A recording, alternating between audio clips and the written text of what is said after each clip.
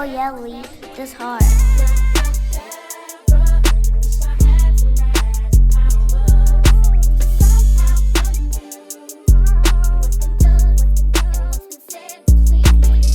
Yo, so to kick this video off, I'm gonna go in using my gold comb to lift this hair completely off of the client's head. As you guys can see, it's been a while since this man had a haircut. I think it's been like 3.5 months. And at the beginning of the video, I wasn't able to put it in there because it was only a small clip, but he basically said he wanted me to cut him with a 3-guard. And I'm like, dang, why would he want me to cut him with a 3-guard? It's because he was going back into a woof.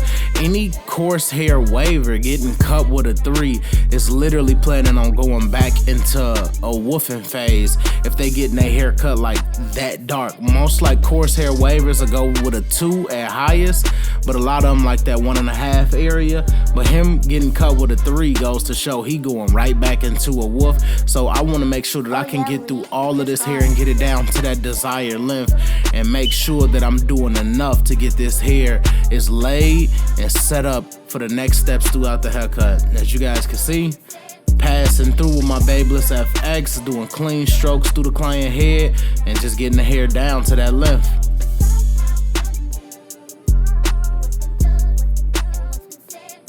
Consistency, like if you consistent through it, it's gonna happen. As you guys can see, I'm super consistent through these passes, just trying to make sure I get everything down to that one desired length. My next step is to go in using my Babyliss FX skeletal trimmer, and I want to basically clear out this back area.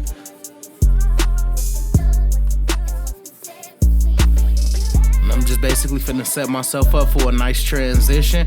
He got like a weaker pattern towards under the last big wave. He ties his do-rag like super tight, and you can tell he basically needs to like moisture his hair more in this area. It's almost like it is a sore, but it isn't a sore. So you know, he just basically got to moisture it up more in that area and be a little bit more looser with the do-rag so he don't create, you know, like this hair loss back here. So with that being said, I want to go in using my Andis Masters. I want to use a whole inch of the blade, and I want to just open this area up.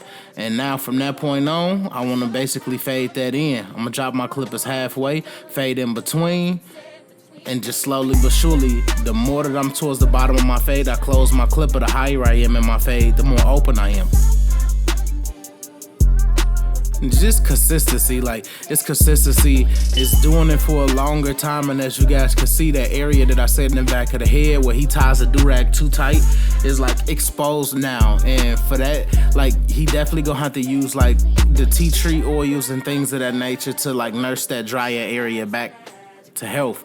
Now I'm basically finna set my guideline towards the top of the ear in a rainbow-like motion to create a bursted area in this taper area on the clitoris panel, and I wanna focus up. Now it's time to get busy. I go completely open at least 1/2 of an inch, and I wanna create this area so I could create another panel which will help me achieve this gradient look. And as you guys can see, I drop into the mustache earlier too, and then now halfway with my Babyliss FX is playing around in this pocket for a little bit, drop them completely closed here. And I pretty much got this area blended out already. I'm just standing on the 2 corner teeth of my blade. I'm not using my whole blade at all. I'm etching and sketching this fade, and as you guys can see, clean taper. 1/8 guard now, completely open. Just want to give myself some room. Now I'm gonna drop it halfway right here and slowly but surely just hit it. And as you guys can see, I'm creating more of a gradient form, and I'm using the hilt of my blade to feed that hair through. Just keeping everything consistent as possible, but bringing everything together. Now drop down to my 1/16 guard. That's halfway closed right there, and as you guys can see, we just getting it more and more. The more I'm etching at it with them 2 teeth, I'm starting to create that gradient effect. That transition is coming to life, and it's looking fire. As you guys can see, we pretty much got it done, but you got to clean it up here with no guard on and bring it all the way together. And as you guys can see, brought together, easy money. Now we gonna go completely open towards the top of the beard area and just, you know, clip some of this panel and slowly but surely start to fade this area of the beard. This hard. And everything is coming together beautifully. Clean. Nope, we're gonna repeat the same steps. Completely open on here, halfway. And y'all know what I like to do when I get to the right side of the head. I like to focus and talk to y'all. It's been a minute since I talked to y'all, about 3.5, 4 months since I talked to y'all. I've been working on so much stuff with my music. Like right now I'm in a state right now of just getting everything mixed and mastered so I can start dropping singles and pushing everything forward. But I'm gonna talk to y'all just about my YouTube in general. I built, a platform with 497 plus thousand of you guys who faithfully follow me, who hit me up a lot and asked me about my videos. When are they coming out? When am I gonna, do more and things of that nature? And the biggest thing that I could tell y'all that y'all could take from this is it's only one person that can get in Beam way, and that's Beam. And it's because, finding passions elsewhere, you can't be scared of that. I really, really, really, really love music, and it's a big thanks to my supporters on here who told me I should always do music. The new music, I promise you guys, I really can't wait to get it to y'all so y'all can see why I've sat down the whole year from barbering to really focus on that musical stuff. I got so much stuff, but at the end of the day, you guys shouldn't have to suffer and not be able to get content because I couldn't hold it together. And there was a point in time when I was in college doing my electrical engineering degree. I was doing YouTube and I was still cutting on campus. I was managing all three at the same time. And the fact that I wasn't able to manage doing my music and working on this at the same time, it wasn't that I wasn't able to do it. It's me being accountable for my laziness. Me being accountable for my laziness is going to help me achieve being that demon I once was on YouTube. Just stay focused with me. I promise y'all, you guys are going to get a bunch of fresh new content, new station set up in Tampa, Florida. So let's get into this lineup here. As you guys can see, I hop in that vertical bar area and I'm using the straight part of my blade. Once I get to the tip of the ear, I'm using the corner of my blade to work myself around the corner. Just staying consistent but create nice prominent lines to give a nice clean edge up. Hitting the back of the beard, we getting in that frame out work. Y'all know what time it is when it come to this beard game. Beam is a little bit different in that pocket, and just being in that pocket is just what's gonna allow me to fall in love again. Y'all know that beard work is it for me, so I'm repeating the same steps, doing my straightaways with my clippers right here, just on the nape area. And once I get to the tip of the ear right here, I use the corner of my blade to work myself around the corner. And just staying completely consistent. As you guys can see, consistency is gonna build that. It's gonna build the project. And now the back of the beard, creating my straightaways, it's all frame out work. It's just setting me up for the next best thing in my haircut. Consistency is key. Now let's break into the middle. One of the most important parts, my client lineup kind of dip in the middle some. So I want to just create a consistentness where I can get him a nice, clean, straight lineup, but also make it contour and natural to his head. So once I did that, now it's time to drop into that vertical bar, connecting the front of the lineup with the side panel, which is creating my 90-degree before I go into the curve of my lineup. Now going into the curve of my lineup, just using the tip of my blade to really pronounce and create and draw and etch and sketch that curve into the client's head. And as you guys can see, clean. We getting it done. We making everything possible. We getting everything flush, keeping everything consistent and bringing it together. Now it's time to start back in the middle, recenter myself and work myself to the right side of the client's head. Staying completely focused, lining up the lighter hairs as if they are, real natural hair. Some people would just dig into the lighter areas, which is unacceptable to a lot of clients. You can't do that. You can't be unprofessional and overly dig into the lineup. You just gotta treat it as if it's hair there, and that's why you use a bunch of different additives at your station to bring these haircuts alive. Sometimes that's what you have to do when you naturally have a lighter client in the front. So I go in with my Beam Team cordless compressor, assisting it with Sean Cut's hair color enhancement card. I'm at least 3 to 4 inches away from the client head, and I want to ensure that I'm getting a bunch of the mist of the color to bounce off the card into the hair opposed to spraying directly at the lineup. Just creating some depth, some fullness in the client hair. There's nothing you could really do at times when you have the clients with a lighter area in the front of the head. You just gotta go in, and if they don't want color, don't use it. But if they want color, you gotta go in and use your color properly to filler in these lighter spots throughout the client head and just make it more realistic, more consistent, more fuller, more richer, and a more in-depth look. And I promise you, your clients will appreciate it, and they'll even, pay extra for these charges. Next step, going in with a Barber Magic pencil. And at this point, this pencil is going to help me create these nice clean lines. And with these nice clean lines, I want to go in and basically treat them like women eyebrows. So I want to conceal the eyebrow. You know how this go.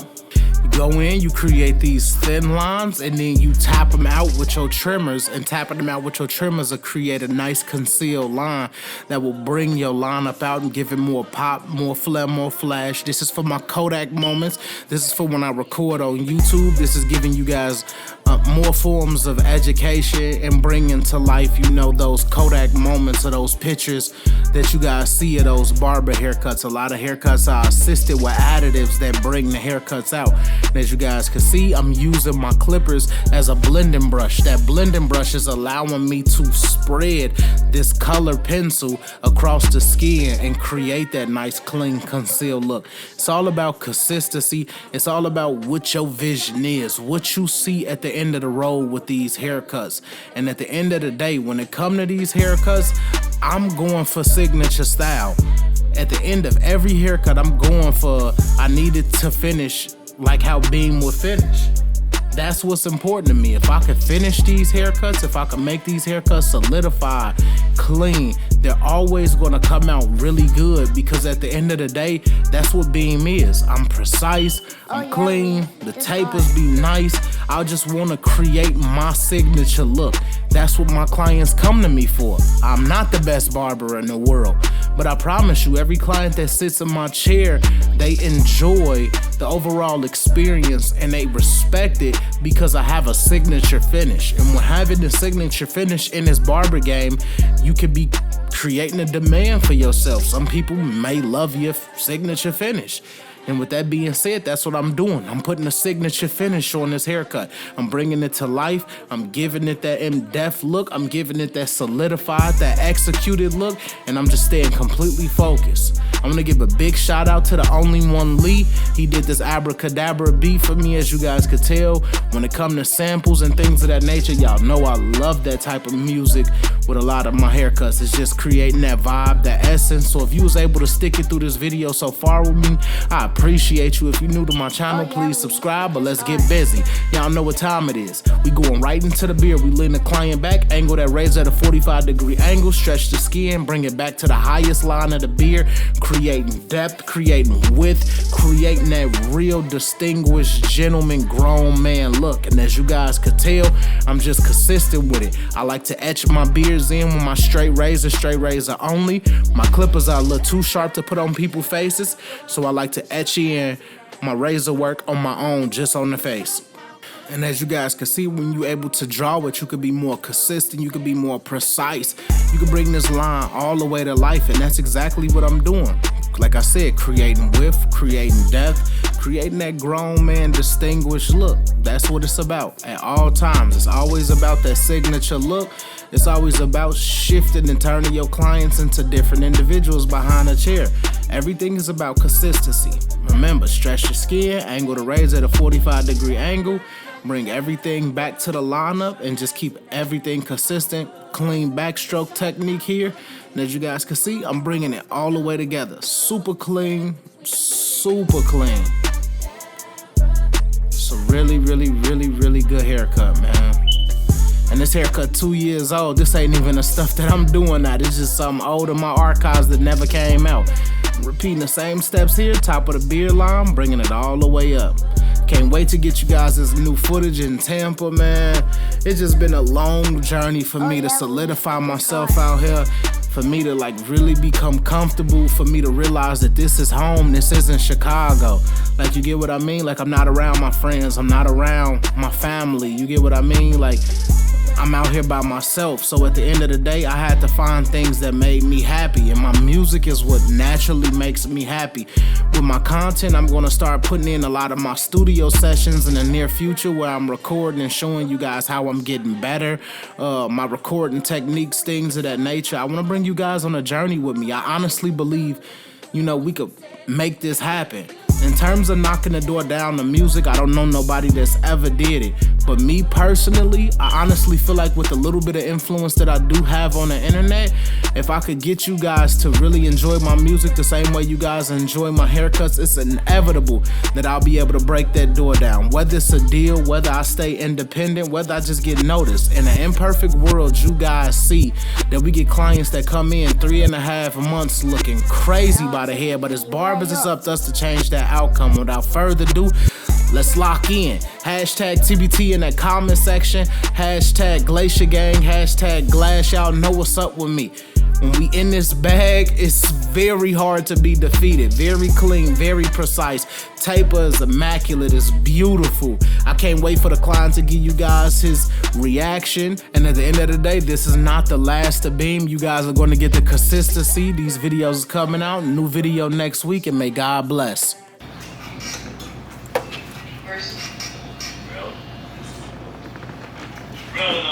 Last week we were fried over there.